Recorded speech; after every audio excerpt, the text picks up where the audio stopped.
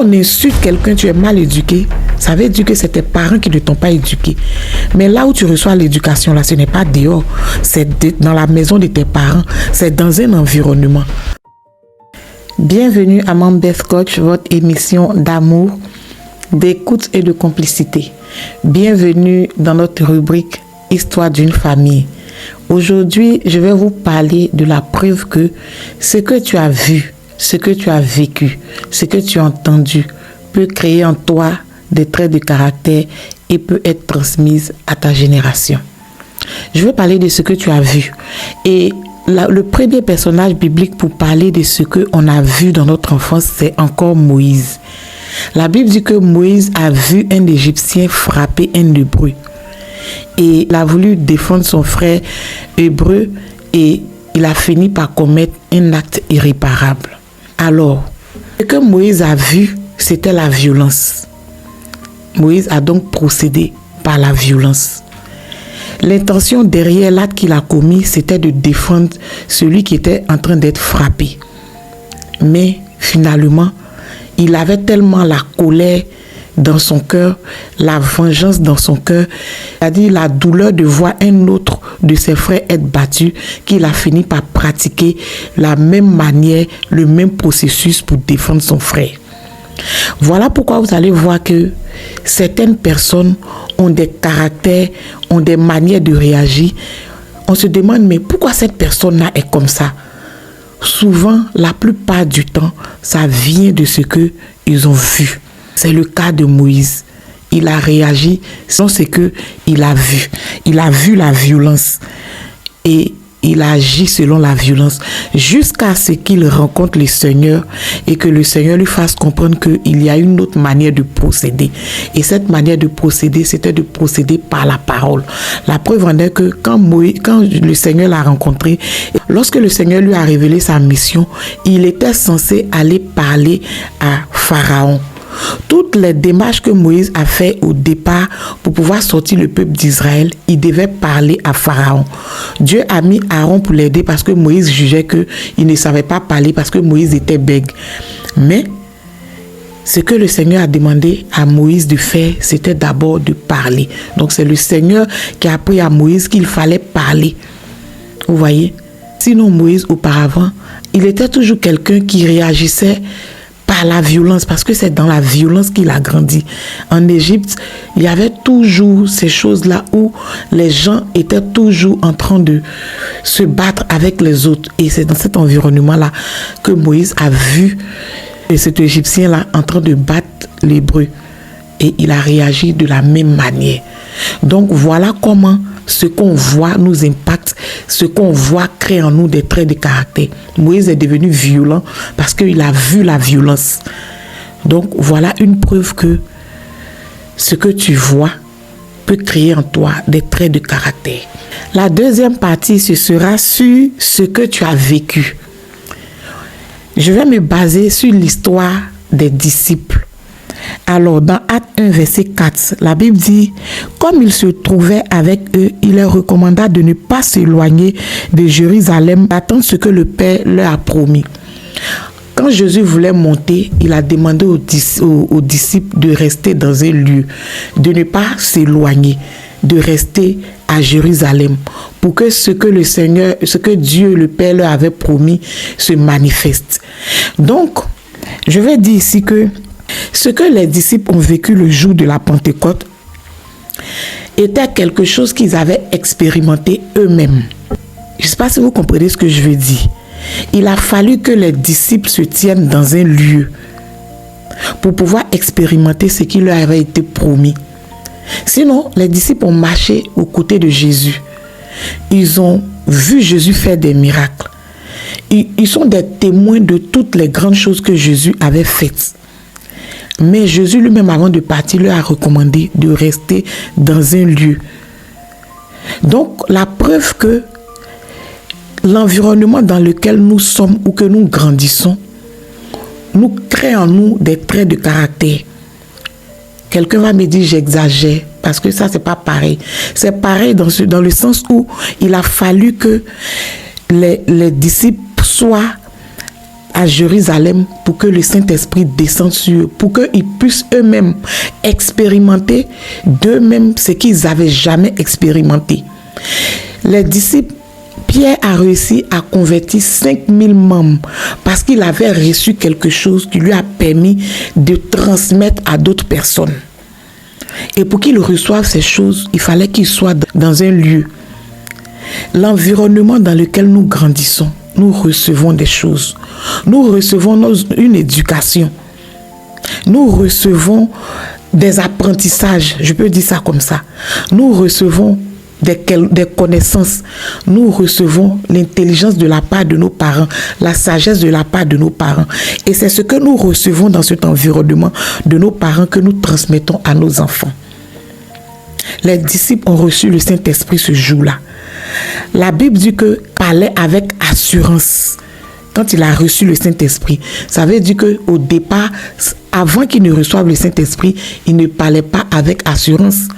Mais quand il a reçu ce qui lui avait été promis, qui était le Saint-Esprit, il a réussi à parler. Donc, pour que les disciples puissent recevoir ce qui leur avait été promis, l'environnement était primordial.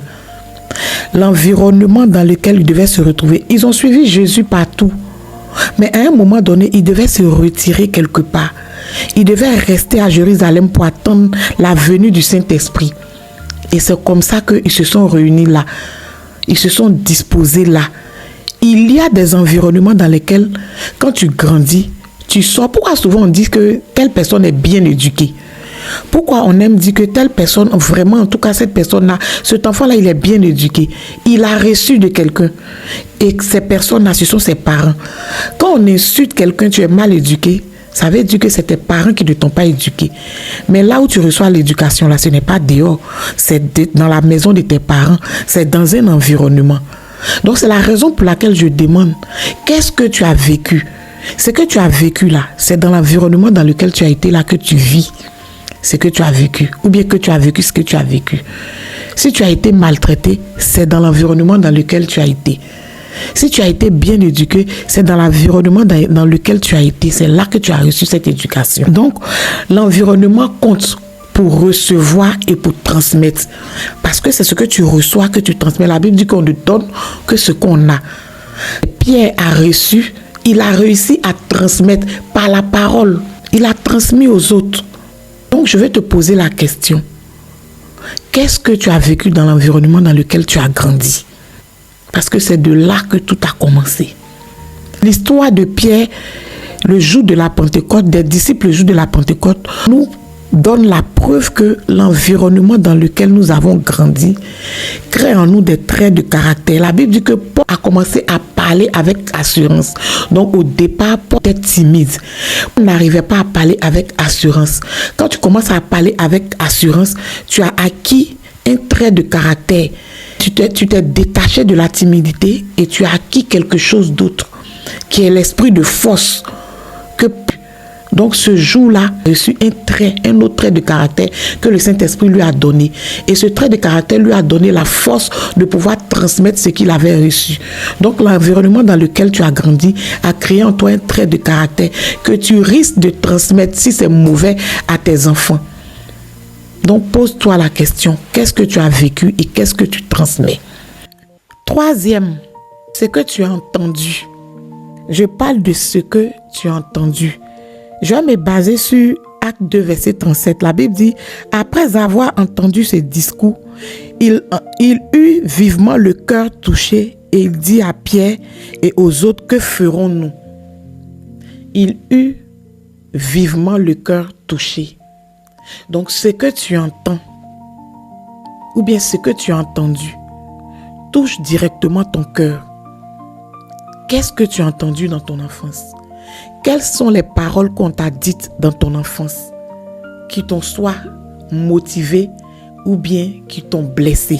Alors, dans cette parole-là, la Bible dit qu'ils ont eu le cœur vivement touché et ils ont demandé à Pierre, que ferons-nous? Donc, quand ton cœur est touché, souvent il y a des questions qui te viennent en tête. Quand ce que tu as entendu t'a blessé, il y a des questions que tu te poses. On dit je ne vaux rien, qu'est-ce que je dois faire? C'est-à-dire c'est des pensées qui te remontent à l'esprit. Ces personnes ont posé la question à Pierre, qu'est-ce que nous devons faire? Pierre leur a répondu, repentez-vous. C'est-à-dire, en un mot, soyez transformés, changez de système de pensée, changez de manière d'agir, changez de manière de fonctionner. Ce que tu as entendu dans ton enfance qui t'a blessé a créé en toi des traits de caractère où tu t'es dit que plus jamais je vais me laisser piétiner par une personne. Ça t'a rendu orgueilleux parce que tu ne veux plus te laisser piétiner. Ça t'a rendu peut-être timide parce que tu t'es renfermé sur toi, parce que ce que tu as entendu t'a blessé. Ça t'a rendu, c'est-à-dire égoïste. Tu ne penses qu'à toi, parce que pour toi, ce que les gens ne t'ont pas donné, tu vas te donner toi-même. Et quand tu es là, tu attends de recevoir des autres et tu ne donnes jamais. Et c'est parce que tu as entendu des choses du genre, tu es méchant. C'est-à-dire, il y a des paroles que quand tu entends, quand ça touche ton cœur, des pensées remontent dans ton esprit. Et c'est ces pensées-là qui viennent créer ces traits de caractère-là en toi. Donc, ils ont posé la question, que ferons-nous? Il leur a dit, repentez-vous. Qu'est-ce que ce qu'ils doivent faire à voir avec la repentance? Parce que dans la repentance, il y a la transformation. Si tu étais quelqu'un qui ne pardonnait pas, dans la repentance, tu vas commencer à pardonner. Tu vas demander pardon à Dieu et tu vas pardonner à ceux qui t'ont fait du mal ou bien qui t'ont blessé. Mais avant d'en arriver là, qu'est-ce que tu as entendu? Heureusement que eux, ils ont entendu Pierre leur parler de Jésus. Mais si toi, tu entends une personne qui te dit des choses qui ne te construisent pas, c'est vrai, c'est sûr que tu auras des traits de caractère. C'est pourquoi je répète que ce que tu as entendu, ce que tu as vécu et ce que tu as vu crée en toi des traits de caractère. Aujourd'hui, sur la base de ces trois situations, de l'histoire de Moïse, des disciples et de Pierre, on voit clairement que il y a des caractères, des traits de caractère qui ont été créés selon ce qu'ils ont vu, selon l'environnement dans lequel ils ont grandi et selon ce qu'ils ont entendu. J'attire l'attention de toutes ces personnes-là qui sont passées par ces situations-là. Retournez en arrière pour voir ce qui s'est passé. Retourner en arrière ne veut pas dire rester figé sur ce que tu as vécu. Mais savoir de quoi est-ce que tu souffres exactement, chercher ta guérison et t'appuyer sur ce que tu as vécu pour avancer dans ta vie. Ce que tu as vécu doit être un support pour avancer. Ça a été déjà fait. La seule chose que tu peux faire, c'est de t'appuyer sur ça pour écrire ton histoire. Ils ont dit que tu ne valais rien. Prouve-toi à toi-même que tu vaux quelque chose. Ils ont dit que tu n'es personne. Prouve-toi à toi que tu es enfant de Dieu. Prouve au monde entier que tu es enfant de Dieu. À toi de faire tes preuves. Aujourd'hui, tu as la preuve que tout ce que tu as vécu dans ton enfance a créé tout ce que tu es aujourd'hui. Ça t'a donné des pensées impures. Ça t'a créé en toi des pensées négatives. Ça t'a donné un cœur dur. Mais tu as la capacité de sortir de là. Pierre a demandé à ceux qui lui ont posé la question de se repentir. La transformation commence par la repentance. Reconnais que tu es passé par ces choses. Reconnais que tu as vécu toutes ces choses. Reconnais que ces pensées-là, ça tue ta vie. Et choisis la transformation. Et tu verras que tu vas aller de l'avant. Il y a une génération qui t'attend. Il y a tes enfants qui attendent que tu leur transmettes une éducation. Ces enfants-là attendent que tu leur transmettes des valeurs qui vont toi-même t'honorer. Donc ne reste pas figé sur ce que tu as vécu. Tu as la preuve que ça t'a impacté. Lève-toi. Lève-toi pour toi et pour ta génération. Soyez bénis. Dans cette vidéo, nous parlons de l'impact de notre environnement sur notre caractère. Comment ce que nous voyons et entendons façonne nos réactions. Pourquoi certains comportements se transmettent de génération en génération et l'importance de renouveler notre manière de penser pour ne pas transmettre nos blessures à nos enfants. Nos enfants apprennent autant par ce qu'ils voient que par ce qu'on leur enseigne. Nos paroles, nos réactions et nos habitudes deviennent souvent leur modèle.